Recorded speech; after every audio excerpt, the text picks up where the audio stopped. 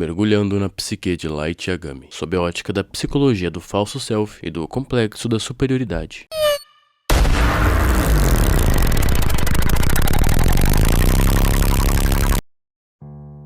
O aluno perfeito. Light Yagami nunca precisou se esforçar para ser melhor. Conseguia recitar textos para sua professora, mesmo que nem estivesse prestando atenção, mesmo que estivesse olhando para fora, pensando sobre qualquer outra coisa, resolvendo algum problema interno, ou mesmo buscando soluções para algum problema do mundo. Pelo menos, o que parecesse um problema para ele. Notas impecáveis, admiração dos professores, orgulho do pai que era chefe da polícia. Aos olhos de todos, ele era a prova viva de que a excelência é possível. Mas por trás de tanta perfeição visível, havia um vazio que ninguém percebia. Light se entediava. Ele via o mundo como um sistema quebrado, cheio de criminosos que escapavam da justiça, e sentia que sua inteligência estava sendo desperdiçada em um mundo pequeno demais para ele. É nesse tipo de tédio existencial que Viktor Franklin, sobrevivente e criador da logoterapia, identificava um risco silencioso. Franklin descrevia o vazio existencial como a sensação de que a vida não tem um propósito à altura da própria capacidade. Quando esse vazio encontra um caderno capaz de matar com apenas o nome escrito, o resultado não vira loucura repentina, mas sim a resposta perfeita para uma pergunta que Light já se fazia há muitos anos. Para que serve tanta inteligência se ninguém a usa para mudar o mundo? Light não suporta viver nesse mundo, porque segundo o próprio personagem, esse mundo está podre. E até esse momento da história, eu tenho certeza que você já se identificou com Light, e não precisa ser em 1 ou 2 ou 3 momentos.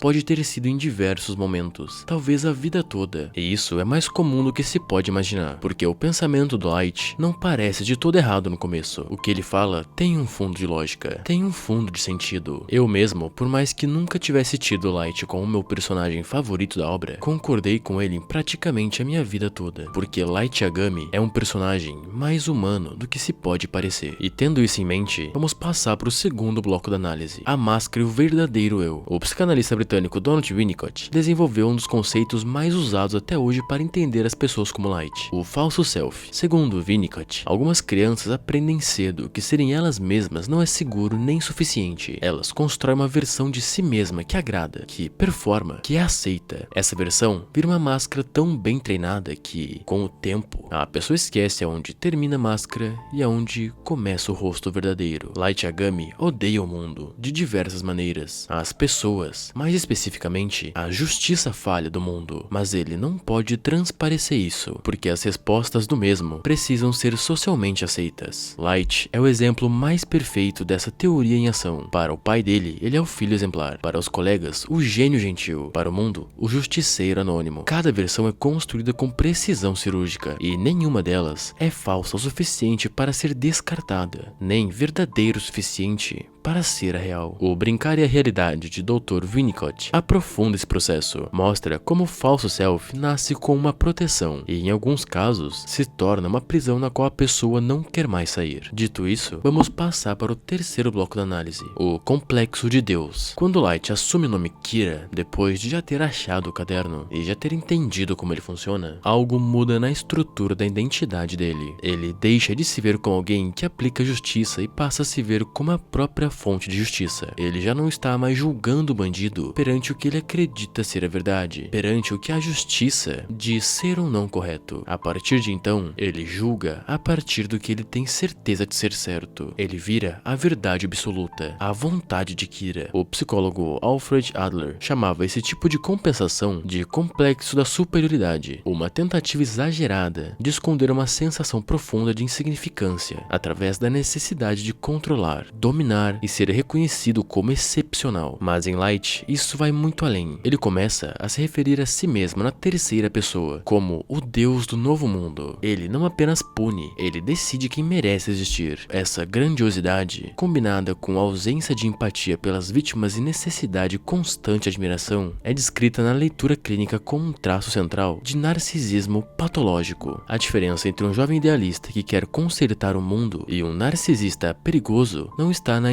tensão inicial está no momento em que a pessoa deixa de aceitar qualquer limite à própria vontade, o que faz a gente encerrar esse bloco e passar para um próximo. A manipulação de Mizamani. Mizamani ama Light de forma absoluta, e é justamente por isso que se torna a peça mais fácil de manipular no tabuleiro dele. Light nunca corresponde ao sentimento dela. Ele usa a devoção de Misa como uma ferramenta, controlando quando se aproxima e quando se afasta, sempre na medida exata para mantê-la disposta a arriscar tudo por ele. Esse padrão se encaixa no que pesquisadores de relacionamentos abusivos chamam de reforço intermitente, um mecanismo em que a alternância entre o afeto e a frieza cria um vínculo psicológico muito mais forte do que a constância normal criaria. Misa nunca sabe exatamente onde está com Light, e é exatamente essa incerteza que a mantém presa. Para Light, ela não é uma parceira, é um recurso descartável, valioso apenas enquanto for útil aos próximos passos do seu plano. Enquanto ela tiver os olhos, ela tem o Light, mas não por completo, apenas o que ele quiser usar dela no momento em que precisar. O que leva a gente para um próximo momento na história, o jogo com Ellie, o espelho do falso self. Se com Mizamani o falso self de Light opera pela sedução, com Ellie ele performa pela performance da inconsciência. Ellie é o único personagem da história que enxerga Light com clareza quase imediata, e é justamente por isso que a relação emocional dos dois se torna o centro emocional da trama. Light precisa manter ao mesmo tempo duas identidades completamente incompatíveis na frente da mesma pessoa. Ele precisa ser o suspeito que finge não ser suspeito, e também o investigador que finge ajudar a encontrar a si mesmo. E esse esforço cognitivo constante é descrito na psicologia como carga cognitiva de manutenção de engano, e estudos sobre mentira mostram que sustentar uma mentira complexa por longo período exige recursos mentais equivalentes aos de resolver um problema difícil, interruptamente. Ellie não é apenas um rival intelectual para Light, ele é o único espelho onde a máscara quase racha, e é sabendo disso que a gente passa pro próximo bloco na análise. O medo como respeito. Com o tempo, Kira deixa de ser um segredo para se tornar um símbolo. Populações inteiras passam a agir de forma diferente, com medo de cometer qualquer ato que possa ser interpretado como crime. Light interpreta esse medo como respeito, e essa confusão não é acidental. O psicólogo Albert Bandura descreveu um processo chamado desengajamento moral, no qual uma pessoa reconstrói a própria narrativa interna para justificar atos que normalmente seriam considerados errados. Light não se vê como alguém que impõe medo, ele se vê como alguém que traz ordem para um mundo caótico. A cada consequência negativa é reclassificada internamente como um efeito colateral necessário do bem maior que está construindo. É o mesmo estudado em contextos de obediência extrema e abuso de poder institucional, onde pessoas comuns justificam ações graves ao se convencerem de que servem a um propósito superior. E com isso esclarecido até aqui, eu quero passar para um próximo bloco na análise: a queda, quando o Deus do Novo Mundo se torna um anjo caído. No fim, o que derruba Light Yagami não é apenas a inteligência de Ellie, nem a inteligência de Nier, muito menos a inteligência de Melo, e nem a rede que se fecha ao redor dele. Na verdade, é a própria estrutura psicológica que ele construiu para se sustentar. A filósofa Hannah Arendt, ao analisar o julgamento de pessoas que cometeram atos extremos em nome de um ideal maior, descreveu como a autojustificação constante corrói a capacidade de reconhecer a própria queda. Light nunca estia, nunca questiona, nunca considera que pode estar equivocado, e é justamente essa certeza absoluta que o cega para os próprios erros grosseiros. Quando finalmente perde tudo, o que se revela não é um vilão arrependido, é um jovem que perdeu completamente a fronteira entre quem ele era e o papel que ele criou para si mesmo, incapaz de existir fora daquele personagem que já não sabia mais controlar. Eichmann em Jerusalém, de Hannah Arendt, discute exatamente esse mecanismo, mostrando como a convicção de estar certo pode blindar alguém contra qualquer evidência do próprio erro. O que nos leva para o próximo bloco: o que sobra quando a máscara cai. A história de Light Yagami não é sobre um monstro nascido pronto, é sobre alguém extremamente comum em sua origem, aluno dedicado, filho amado, que constrói camada após camada de justificativa até esquecer que existe um limite. E talvez seja exatamente por isso que a história incomoda tanto. Quantas vezes você já justificou uma pequena crueldade em nome de estar certo? Quantas vezes você já vestiu uma versão de si mesmo tão conveniente que por um momento esqueceu qual era o seu rosto verdadeiro por trás dela? Light não é assustador porque é diferente de nós. Ele é assustador porque mostra até onde a certeza de estar certo nos leva quando ninguém mais está por perto para dizer não.